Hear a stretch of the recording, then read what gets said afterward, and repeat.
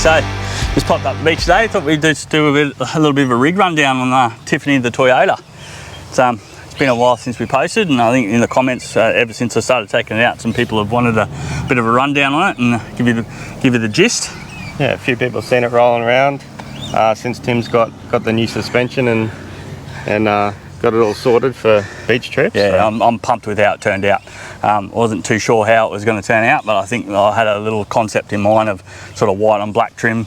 Obviously the big boots and suspension lift and all that sort of stuff. There's a little bit of problems with the suspension, so I'll go through that a little bit later when we talk about it. But yeah, I reckon it's turned out really good.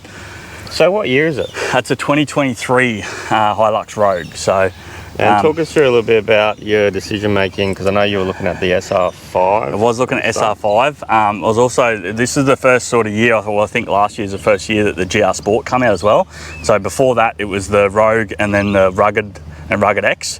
And then obviously the Toyota won I think it was the Dakar Rally or something with their Gazoo racing Corollas and all that sort of stuff. So they rebranded all of their top line Toyotas as GR Sports, as Gazoo racing models. So I test drove the SR5, which is always comfy.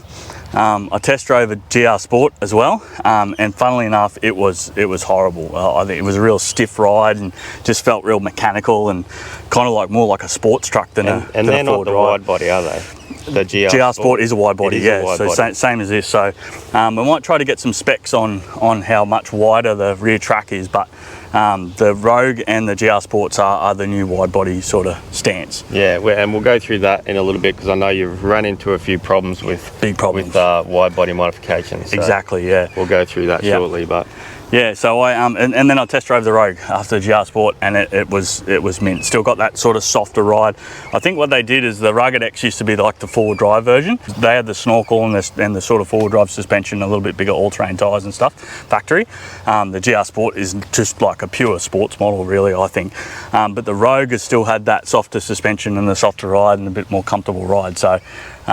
As soon as I drove it, I was like, oh yeah, this is me. And it's got all the better trim inside, all the top level trim, little LED lights, which we'll try to show you, and all the nice sort of premium interior and you've managed to keep it smelling like new car smell. I spilled a coffee in it. We've done what, 3 beach island trips so far, and it still smells. I spilled a coffee in it the other day going to work, and I was filthy because it poured straight onto my seat. I got some black duck seat covers on, thank Christ, but it poured down onto my seat and all over my pants. And now it still smells of coffee in there, so I'm going to rip them off and wash them, because you can just can smell the hint of new car smell behind the coffee still trying to punch through. So where do you want to start with it? Yeah, I guess we'll start with like the first thing I did, like as I said, like I got it delivered in January. It was like a December or November build, and funnily enough, the 2023 is the last year before they went to the 48 volt battery system. So, and I'm pretty happy that I got one of these, because I don't know how that 48 volt system is going to turn out. And it's like the 48 volt battery system is, so it's not a hybrid, it's still obviously, diesel engine sort of propelled, but the bigger battery system apparently is to carry the load of all of the accessories, so that when the car pulls up, let's say a set of lights, the car turns off to be more fuel economy or fuel efficient or something. So the 48 volt system carries the load of the air conditioning and all the accessories and all that sort of stuff while the car's turned off when you stopped in that eco mode. So you lost me at 48.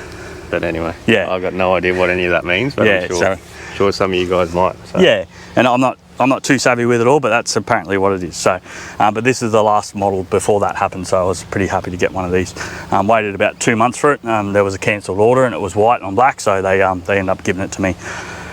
So I think within a month and a half, I had it rolled straight in for suspension and tyres. So Fat Bars did the suspension for us. They got a wide body sort of setup. So what I found out is there is almost nothing on the market in big suspension lifts for these wide body Hiluxes. I don't think the engineering and the sort of R&D's caught up to this sort of style of body before yet. So the SR5s, you can go straight up to 4-inch, 5-inch lift, and but these, there was only like a 1.5 or 2-inch lift for them on the market. So, and this came out, this was already what, 2 inches? Yeah, an inch higher than an SR5 overall factory. And then I put the technically a 2-inch lift, but it's just sort of wound up to get the extra height. And it's about 3.6 inches overall. And she's up there. She's up there. She's high. So Shane, if you want to peel in there and have a quick look at the suspension. So anyone that kind of understands suspension will understand that it's not exactly going to give you the best ride. And we found that out, what, Fraser Island? Yeah, we found that out? hit Fraser Island like in the first sort of week after it's got the suspension, rallied it a little bit, and straight away I found out it was topping out and it was fairly stiff on the top end and all that sort of stuff. So compression was okay, but it's just got it's up full droop, sort of sitting there static. So I wouldn't be going up the Cape or in big sort of inland tracks or anything yet. So, but I have spoken to some people. There is some engineering going on, some R&D going on with King suspension to get bigger lift, genuine long travel lift, which I'll be going as soon as I can, as soon as they come out.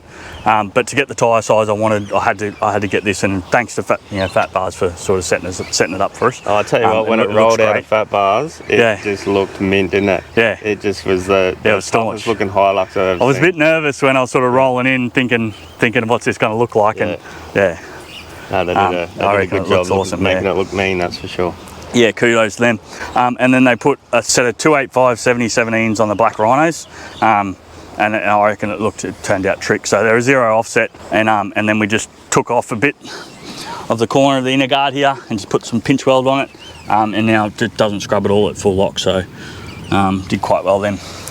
Awesome. Once you go down to down to 15 or 18 psi, you do catch this step a little bit. So I'm going to get just some rock sliders to give me a little bit more space. But other than that, it gives me the height and the clearance I need. It's got to be a little bit softer through the heavier tracks until I can get some long travel gear to get me right up there. Yep. Bear with us, guys. It is like 38 degrees. Yeah, I'm a bit fidgety and wiping. No breeze here at the moment. We're sweating bullets. So yeah. Bear with us, we'll get there. Got to do it for the shots. So we'll stay on the Fat Bars gear. Shane, if you can show underneath there. There's bash plates from the front end all the way through underneath to the underneath the gearbox.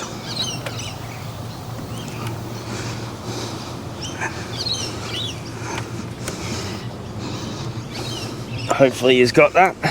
And then they put the snorkel on for me as well. So Fat Bars did the snorkel? Fat Bars did the snorkel, so a custom 4-inch, and I got it in matte black because I really wanted the trim to stay in white and matte black through the whole car. Mint, didn't it? Yeah, matte I reckon on the matte black trims. Yeah, I reckon it came up a treat. I reckon it come up awesome. And genuinely, the Rogues have got the matte black trim. I got the bonnet protector factory out of Toyota, matte black as well. They come up really nice. Yeah, so they did the snorkel, and I'll just pop the bonnet.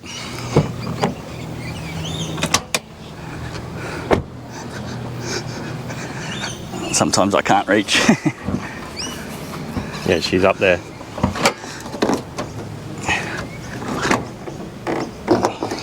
And Fat Bars did the custom airbox there with the pod filter in it. The reason why I got this one, I did a heap of research, and I did look at some other custom boxes, and a lot of the tuning mobs and that do just a better filter inside your original airbox, but I wanted this one with the perspex on top, just when we go along the trips around Australia. I can see inside it, you can see if there's water or red dirt and stuff inside it. You can carry spare filter and just pop the perspex off, pull the filter out, clean inside it, and then whack it back in. Just good for inspection and stuff on the bigger trips. And then Just Autos, who are a Toyota specialist up on the Sunshine Coast. So I got the airbox, the snorkel, all the suspension and tyres done, and then wheeled it straight into Just Autos, and they did the engine tune. They did the exhaust, and they do an auto lockup. Yeah, so after they did some testing, they figured out that the gearboxes in these Hilux specifically get super hot when the converter's flaring. So Just Autos and a lot of other tuning mobs do an auto lockup. So they do a low range lockup and a high range lockup. So the low range one, they set it up on your buttons inside, which we'll show you later. So the power and the eco buttons, you press the eco button, it turns the low speed lock on, and at about 40 Ks it locks the converter. So when you're on the beach, it keeps, we'll put another link to one of the Just Autos videos, and they show you, they got the laptop out on the beach, and they show you the temps difference from when the lockup's on and off, and it's a big difference, it's a massive difference. Recently we went up to Rainbow Beach and I forgot to put the lock on, and I was towing a jet ski. We got up Tiwa Beach, just about to cut into Double Island, and the car went into limp mode. The gearbox got. Yeah, that was only about a kilometre of beach. Yeah, we just went from the inland track, the freshwater track, about a kilometre of beach, and it cooked the gearbox. Like it went into limp mode. Couldn't get off the beach. I let it cool down a little bit, dug it a little bit out, and then put the low-speed lock back on, drove it straight out, and it was fine. Yeah. It is honestly. We'll put some information in the bio and the link to the. Our GoPro is actually just overheating in the sun. Just melting in the sun like we are. I've never even seen it do that before. Yeah. So we're going to have to try to limp our way through that. So yeah, so massive difference in temperatures. And then the high speed lockup is on the power button inside now, and that comes on at 80 Ks. So you can feel it on the highway when you got it on. As soon as it clicks over the 80s, it just, the converter locks up and it just drops about 200 or 300 revs. And then there's just no flare. So when you're towing or you're going over undulating sort of hills and stuff at high speeds, it stops all the flaring and keeps the gearbox temperature cool. It's a little bit tough to get used to at the start, but now I've just learned to use a sequential shift and the manual shift, and it goes really well now that I'm used to it. So and that just goes to show how well it works. I mean, I improved it on the beach. The first time I didn't have it on, it cooked it. And I'm pretty glad it didn't hurt it, to be honest. But it just shows exactly straight away why you should get that. Definitely recommend to must have that auto lock up when you're doing the tune. And the tune, they got 212 horsepower at the tyres out of it. So it boogies. Yeah. So swinging around, I guess you can pop your head in and have a look inside. Yeah, all of the premium trim, the JBL speakers. It's got little LED lights under here at night too. Yeah, I'll see if I can get some footage tonight and show it, overlay it. So these are the seat covers you're talking about? Yeah, they're black duck ones. They're they're awesome. I've had sand, water, mud, everything on them, and the leather underneath is all protected. And these are the ARB. Yeah, sand trap or sand grabber, I think they're called, floor mats, and awesome. The little ridges around it trap all the sand. We've been at Fraser and just put cubic meters of sand in this thing on our feet, and it all got trapped in the sand mats. Nice one. Yeah. Here's your flash one. There's a fat bar snorkel. And peeling around the backs, this is probably why we haven't done the rig rundown for such a long time, because I was looking at getting a canopy, but I haven't really settled on a full-time yet, or just a tub canopy. So I just put the rack on it because we were doing a couple of trips away, and it was just too tough to get all the gear in for everyone without having a rack on it. So I found a rack online that goes in between the sail planes up the front there, so it fits nice and snug. I get my max racks up in there, I'll put the shovel on with the shovel mounts, and then I've just got some eyelets here. We usually just put a swag or gazebo and a few bags and stuff on top. And this mounts on without interfering with your yeah, it just goes straight into the into the widget track there, and I just cut the rubber seals, and whacked them back down, and then it's still got the electric tub cover. That's probably one of the biggest things I went for the Rogue as well, to get that electric lid. That was my next question. So that lid was standard with the Rogue? Factory with the Rogue, yeah. So I didn't have to deal with a pop-up one or a canvas one. And all carpeted factory with the Rogue as well, with the lights and that inside. And I just put the fridge slide in, just got the Dometic. I think it's a 35 litre fridge. And we just used to cool the GoPro down. Yeah, which we just put the GoPro in to cool it down. Keeps overheating. Yeah.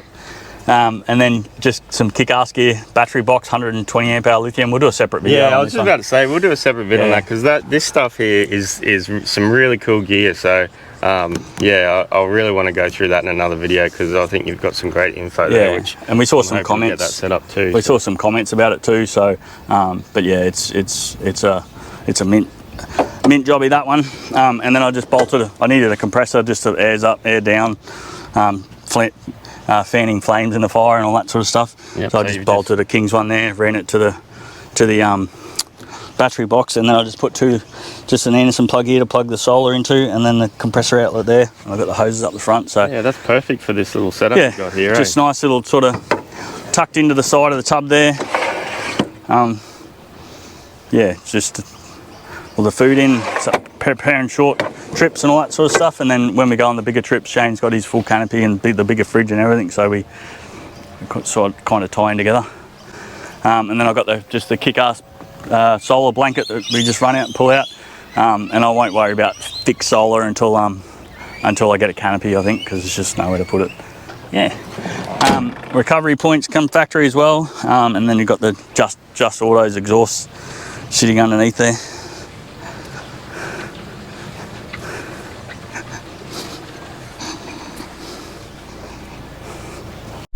So Just Autos did your exhaust as well? Yeah, they did the exhaust same time they did the tune and the auto lockup, and it all turned out absolutely magical. Plenty of power, sounds awesome.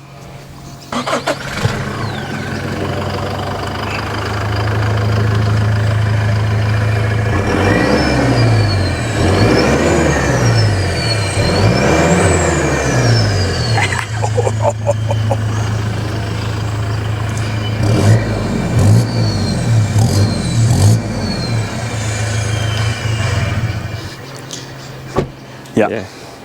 Nice It come out really, really well. One thing I did find, if you come and have a look at this, Shane, and point back at the front tyre, have a look how much tread's exposed.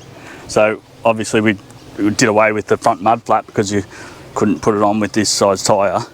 But all of this tread area spews sand and mud and water straight up the side of your car. So I'm going to have to do something tricky with some custom mud flaps to stop that.